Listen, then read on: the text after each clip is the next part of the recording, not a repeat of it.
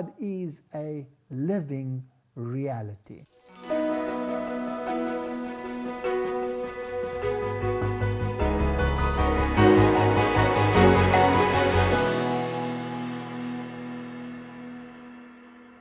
I remember the day as if it was yesterday, when I sat in that Roman Catholic church waiting for a priest to come and absolve me from my sins.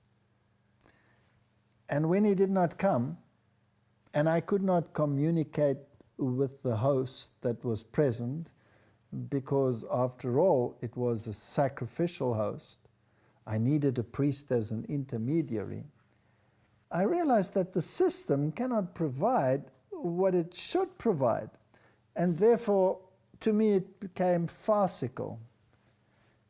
And I said a prayer, half in desperation. And I said, God, if you do exist, reveal yourself to me. And then I went home, absolutely determined to return to my atheism and to leave religion and all its manifestations behind me. And when I came home and I was looking for something, and I found this little document which says that Rome had changed the commandments of God. And I looked at this, and they had a list of the catechism commandments.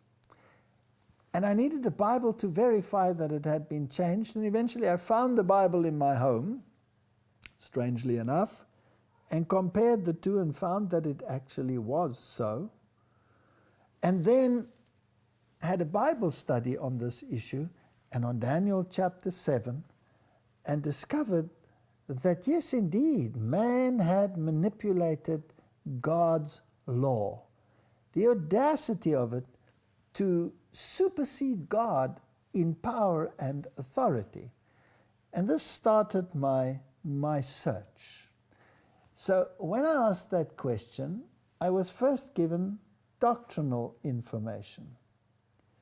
And then, of course, the manifestations in my home, because I had been involved in occultism, and how God resolved those, and how He led me from one incident to another.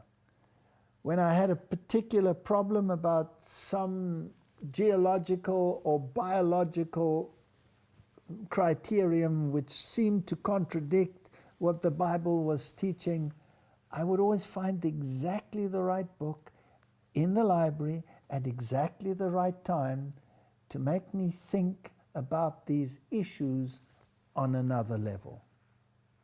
And how God dealt with us over the years. When we had nothing, how He provided for us. I remember sitting around a table after having committed myself to believe that God exists and that He does care about each and every individual as He would take care of the sparrows.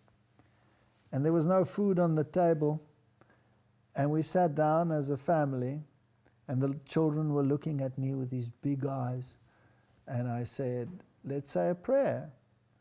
And I said, Heavenly Father, we thank You for the food which we are about to receive.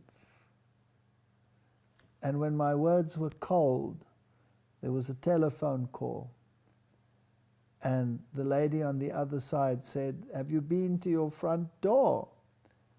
And I said, no. Why? Because we came in via the garage. She said, go and look at your front door. And I put the phone down and went and looked at the front door, and here was a basket of food.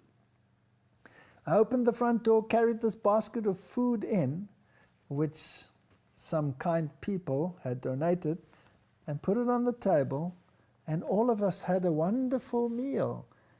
And this was so gratifying. This was such a beautiful example of how God takes care of the little things, how He carried me through university. And whenever there was a confrontation regarding the evolution-creation debate, God would provide a marvelous way out. Or how He opened the way that I could go to the various places in the world. not having any money to finance such things, God always provided every single thing that I needed. And not only that, when I was away, who would take care of my family? God took care of that as well. And I have learned to trust Him implicitly. When I was confronted with antagonism on the stage, or even threats of violence against me for what I was saying, God would provide a way out. And I believe that He will give His angels charge over you, and that He will take care of you according to His promise, because I've experienced it in my own life. To me, God is a living reality. I cannot see Him, I cannot touch Him, but I absolutely believe that He is involved at every single level of my life. And like Job, I would say, even if He slay me, yet will I trust Him.